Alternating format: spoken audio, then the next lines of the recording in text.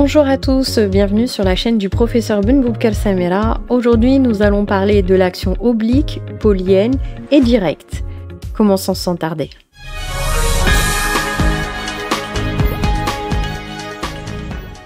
Nous allons commencer par l'action oblique. L'action oblique est une exception en quelque sorte à l'effet relatif des contrats, puisque le créancier va s'immiscer en quelque sorte dans les affaires de son débiteur. Il va exercer les droits et actions à la place du débiteur. Le créancier va en quelque sorte se substituer au débiteur dans ses propres affaires. Ça s'apparente un peu à la gestion d'affaires parce que le débiteur peut-être est négligent, peut-être ne va pas chercher à récupérer ses créances à lui. C'est-à-dire que le débiteur est créancier d'autres personnes et il ne va pas récupérer cette créance auprès de ses débiteurs pour désintéresser son créancier à lui. L'article 1341-1 du Code civil français, qui est issu de l'ordonnance de 2016, dispose lorsque la carence du débiteur dans l'exercice de ses droits et actions à caractère patrimonial compromettent les droits de son créancier, celui-ci peut les exercer pour le compte de son débiteur, à l'exception de ceux qui sont exclusivement rattachés à la personne. Donc tout ce qui relève du patrimoine, donc tous les droits qui sont patrimoniaux, le créancier pourra intervenir dans ce cadre-là et agir à la place du débiteur. Par contre, pour les droits extra-patrimoniaux, ça ne sera pas possible. Donc, le créancier, il a, avec l'action oblique, la possibilité d'agir pour le compte du débiteur qui est en quelque sorte négligent. Parce qu'il estime qu'il y a un péril pour sa créance, puisque ce dernier ne va pas chercher lui-même ses créances à lui. Et pour éviter que sa créance ne dépérisse ou qu'il ne retrouve jamais cet argent, il va agir à sa place. Quel est le risque de s'immiscer dans les affaires de son débiteur? C'est que c'est une action qui n'est que subsidiaire, et surtout, elle n'est pas personnelle au créancier qui l'exerce. Il va être diligent, il va se charger d'essayer de récupérer les créances qui sont dues à son débiteur. Il va les amener dans le patrimoine de son débiteur, mais pour autant, ils ne seront pas affectés directement à ce créancier. Il n'aura pas de priorité sur les créances qu'il va récupérer, puisqu'il aura le concours des autres créanciers du débiteur. Voilà le principal inconvénient de l'action oblique. Alors, comme on a dit, le créancier craint pour le recouvrement de sa créance et il va s'immiscer directement dans la gestion de son débiteur. Il va se mettre à sa place et tenter de récupérer les créances du débiteur, puisque de ce côté-là, le débiteur est créancier auprès de ses débiteurs. Donc il va agir contre les débiteurs de son débiteur. Le Code civil français encadre strictement l'action oblique. Déjà, il faut prouver qu'il y a une négligence manifeste du débiteur qui a, dans ce deuxième volet, il a la qualité de créancier. Et surtout, de montrer deux conditions cumulatives et que cette négligence emporte pour le créancier un risque important de retrouver la créance qu'il doit sur ce débiteur. Donc cette négligence va impacter le créancier dans l'exercice de ses droits et dans l'exercice de ses intérêts. Et qu'il y a cette forte présomption que le créancier ne récupère pas sa créance. Comment prouver que le débiteur, qui est créancier de l'autre côté, est négligent? Le créancier, il a peu de moyens d'action. Donc, il peut essayer de faire préserver ses droits et actions de son débiteur afin d'obtenir une autorisation en justice pour agir à sa place. Donc dans ce cadre-là, le créancier, il va agir au titre de quoi? Il va agir en tant que représentant du débiteur. Il y a une sorte de mandat qui lui est donné. Et puis un mandat qui est encadré, c'est-à-dire qu'il ne pourra agir que pour les droits patrimoniaux. Tout ce qui concerne les droits extra-patrimoniaux, le créancier ne pourra pas y toucher. Comment mettre en œuvre cette action oblique? On retourne avec notre équipe de Batman, Superman et le Joker. Alors dans cette espèce, Batman doit de l'argent à Superman. Mais Batman est aussi le créancier du Joker. Que va faire Batman? Il va demander la mise en place de l'action oblique, qui va lui permettre de récupérer l'argent de Batman chez le Joker et de les mettre directement dans le patrimoine de Superman. De les mettre directement dans le patrimoine de Batman. Donc à ce moment-là, Superman va faire ce que devait faire Batman, qui a été négligent puisqu'il n'est pas allé chercher l'argent auprès du Joker. Pourquoi ici cet argent ne va pas directement à Superman? Il est simplement mandaté pour aller récupérer cet argent pour éviter que lui-même ne soit lésé par la négligence de Batman. Ce qui va avoir un impact puisque cet argent mis dans le patrimoine de Batman sera à la portée de tous les autres créanciers de Batman. Donc ici, il y aura ce qu'on appelle le concours des autres créanciers. Donc cet effort fait par Superman va profiter également à d'autres créanciers. Donc voilà l'un des effets négatifs de l'action oblique, puisque le créancier ne récupère pas cette créance pour lui, mais pour au nom en quelque sorte de Batman. Ensuite, vous avez ici le problème de l'opposabilité des exceptions.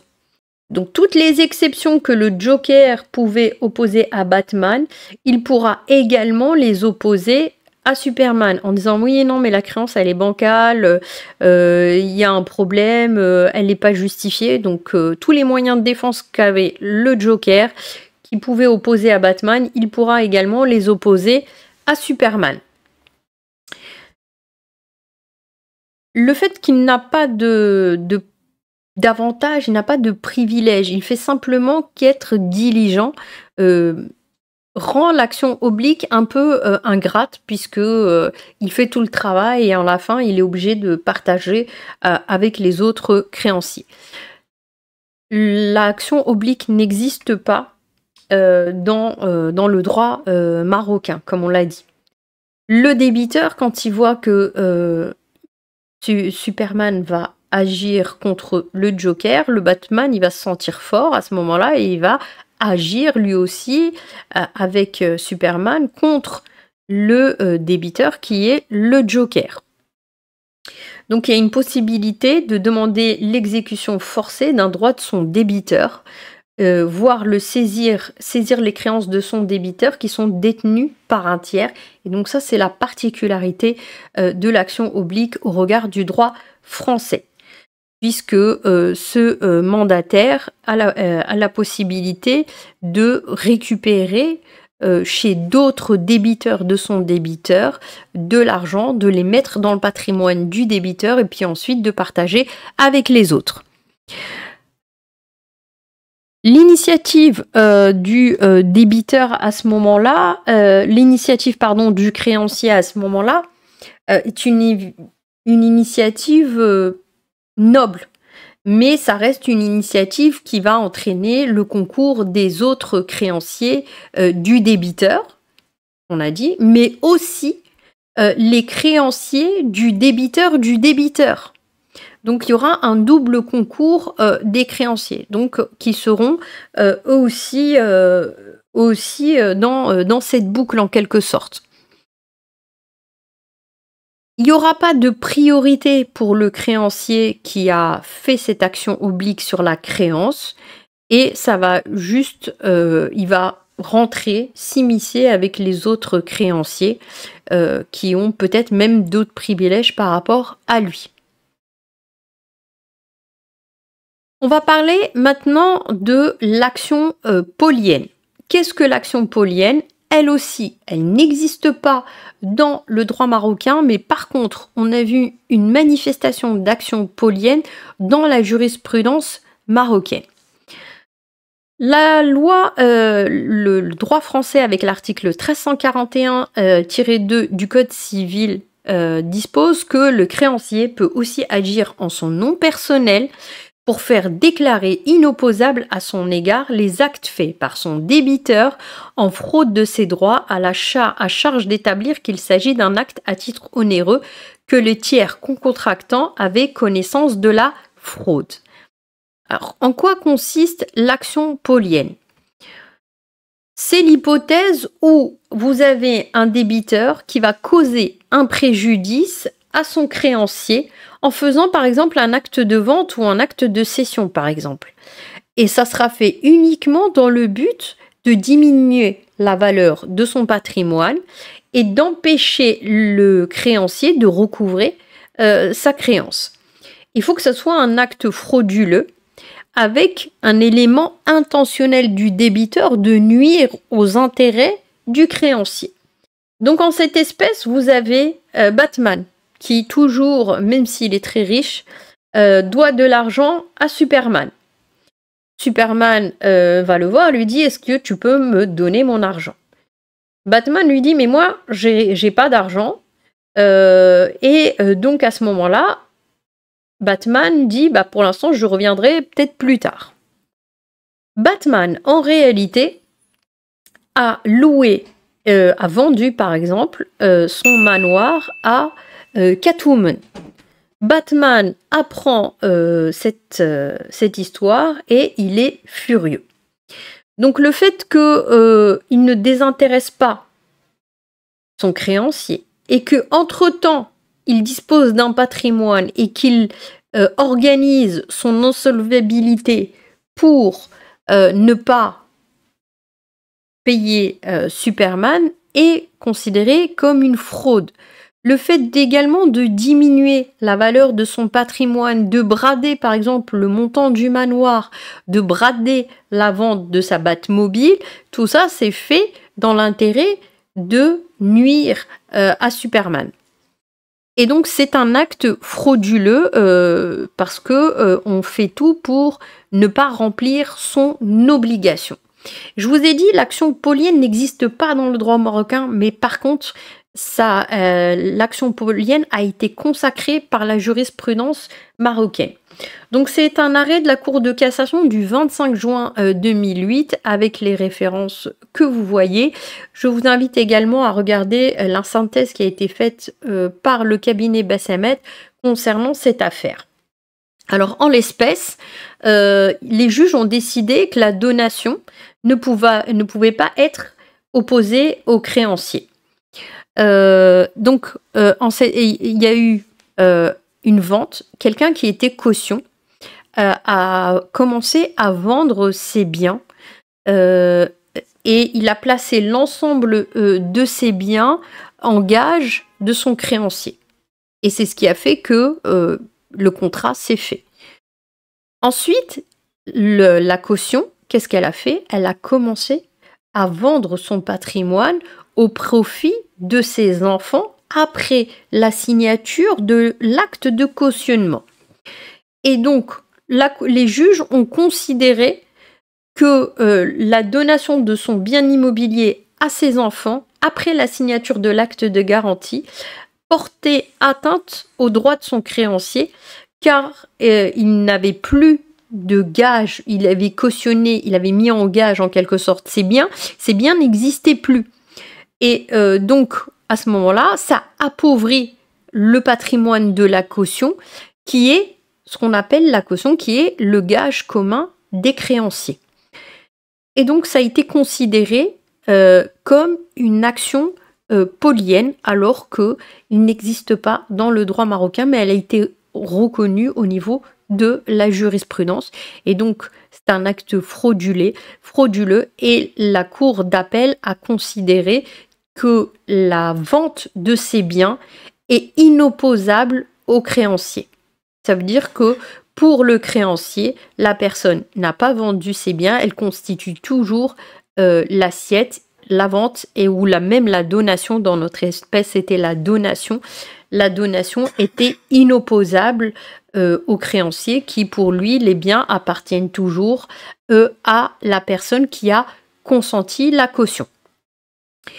On va terminer avec l'action directe.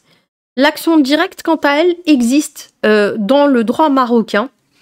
Contrairement à l'action oblique et l'action polienne, on trouve plusieurs manifestations de l'action directe dans le DOC. Il n'y a pas de disposition particulière sur l'action directe, une disposition générale, mais on trouve des manifestations de l'action directe dans certaines situations. Le droit français, lui, a prévu que à l'article 1341-3 et 1341-4 que le créancier pouvait agir directement en paiement de sa créance contre un sous-débiteur. Donc c'est une règle qui a une portée beaucoup plus générale, alors que le droit marocain le limite qu'à certaines situations. Donc l'action d'un créancier contre le sous-débiteur. Donc quand on avait vu tout à l'heure, c'est le cas de l'action de Superman pour aller récupérer dans le patrimoine du Joker et ensuite remettre cet argent dans le patrimoine de Batman. Là, dans ce cas-là, c'est différent. Le débiteur du débiteur dispose de cet argent. Le créancier va récupérer directement auprès du débiteur, ou ce qu'on appelle le sous-débiteur. Alors, il existe 3 situations identifiées dans le DOC qui emportent une action directe. Qu'est-ce qu'on a? On a l'article 672 du DOC qui permet une action directe du locataire contre le sous-locataire. Par exemple, vous avez un propriétaire qui avait loué l'appartement à un locataire. Le locataire a loué lui-même un sous-locataire cet appartement. Le propriétaire a une action directe contre le sous-locataire. Et il a même la possibilité de faire une instance pour reprendre son bien. Ensuite, l'article 793 parle de l'action directe du déposant contre ce qu'on appelle le dépositaire substitué. Donc le déposant qui a mis un bien auprès d'un dépositaire, par exemple, et ce dépositaire a lui-même donné le bien à un autre dépositaire qu'on appelle le dépositaire substitué. À ce moment-là, le déposant aura un recours contre le dépositaire lui-même et il pourra récupérer directement la chose auprès du sous-dépositaire. L'article 843 permet une action directe de l'emprunteur contre l'utilisateur des fonds ou l'utilisateur cédé. Donc vous avez quelqu'un qui a emprunté de l'argent et en fait l'affectation des fonds a été donnée à une 3e personne. Donc c'est une action qui est similaire à celle qu'avait l'emprunteur contre la personne qui a emprunté. Donc ces mécanismes-là, on va les expliquer à travers le schéma. Vous avez ici Batman qui a fait un contrat de location de son manoir avec Catwoman. Catwoman est le locataire. Elle décide de louer 2 fois le prix que lui a consenti Batman, le manoir au Joker. Le Joker étant le sous-locataire. Batman aura un recours, une action directe contre le Joker au regard de l'article 672. Donc ça veut dire qu'il pourra même demander la restitution de son bien avant même l'expiration du terme qui a été fixé dans le contrat de location. Donc ça, ce sont des cas qui emportent action directe, c'est les 3 cas, alors que c'est vrai que le Code civil français a une disposition qui a une portée beaucoup plus générale. Le créancier, qui est ici Batman, agit directement contre le sous-locataire, ou aussi, par exemple, il peut agir contre quelqu'un d'autre qui lui doit de l'argent. Mais ici, le créancier va court-circuiter le débiteur, puisqu'il va essayer de se prémunir contre l'insolvabilité. Ici, Catwoman, c'est une voleuse, elle est cambrioleuse professionnelle, il y a peu de chances qu'elle paye les loyers du manoir, elle fait un bénéfice en louant 2 fois le prix, le Joker, il braque des banques et donc il serait en mesure de payer le prix qui est demandé par Catwoman. Donc à ce moment-là, l'action directe permettra à Batman de récupérer ses fonds auprès de Joker, qui ira à ce moment-là habiter à l'asile de Arkham. Donc voilà pour l'action directe. Je vous remercie infiniment pour votre soutien et vos messages. Et je vous dis à la prochaine pour d'autres aventures au regard du droit des obligations. Merci.